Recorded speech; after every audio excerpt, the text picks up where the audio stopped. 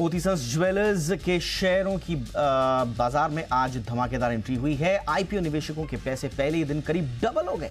Company के share issue price से करीब 98% उछलकर 109 रुपए के भाव पर लिस्ट हुए। मोतीसंस ज्वेलर्स के शेयरों का आईपीओ प्राइस 55 रुपए था।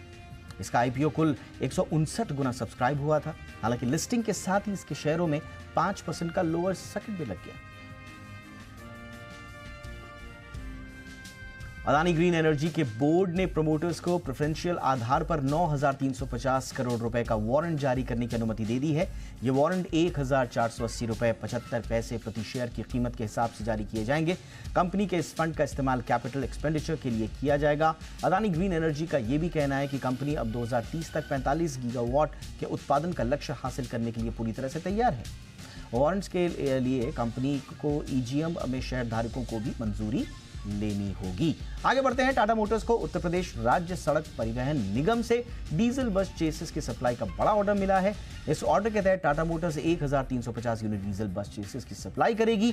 टाटा मोटर्स की ओर से जारी बयान में बताया गया है कि यह ठेका उसे सरकारी टेंडर प्रोसेस के जरिए आयोजित ई बोली के बाद मिला है। बस चेसिस की सप्लाई कई फेज में की जाएगी।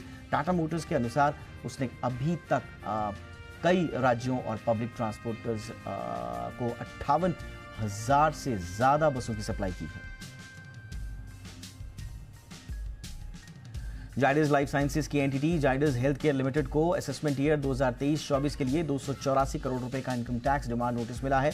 कंपनी ने आज ही जानकारी दी है। जाइडस लाइफ साइंसेज ने शेयर बाजार को एक रेगुलेटरी फाइलिंग में यह जानकारी दी है। यह डिमांड आयकर रिटर्न की प्रोसेसिंग के दौरान खामियां पाए जाने पर दी गई हैं। कंपनी ने भरोसा जताया है कि एक बार रिटर्न में सुधार कर लिए जाने पर समूची डिमांड हटा दी जाएगी।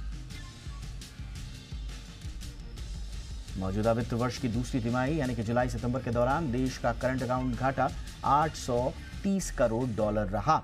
इसके एक साल पहले वाली तिमाही में देश का सीएडी 3,090 करोड़ डॉलर रहा था। अच्छी बात यह है कि देश का सीएडी घटकर जीडीपी का सिर्फ 1% रह गया है।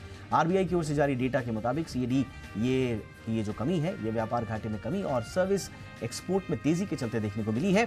सॉफ्टवेयर एक्सपोर्ट में बढ़ोतरी के चलते सालाना आधार पर सर्विस एक्सपोर्ट 4.2% बढ़ा है। मुंबई स्थित आरबीआई हेडक्वार्टर को बम से उड़ाने की धमकी भरा मेल मिला है। भेजने वाले ने मेल में आरबीआई के ऑफिस में बम लगाने की धमकी दी है। मुंबई पुलिस ने इस बात की जानकारी दी है। जानकारी के मुताबिक धमकी देने वाले शख्स ने आरबीआई के साथ साथ एचडीएफसी बैंक और आईसीआईसीआई बैंक समेत 11 जगहों पर बम लगाने की धमकी दी है। पुलिस ने इस मामले में केस दर्ज कर लिया है और जांच शुरू कर दी है। जांच करने वाली टीम ने 11 स्थानों का दौरा किया जहां उन्हें कुछ नहीं मिला।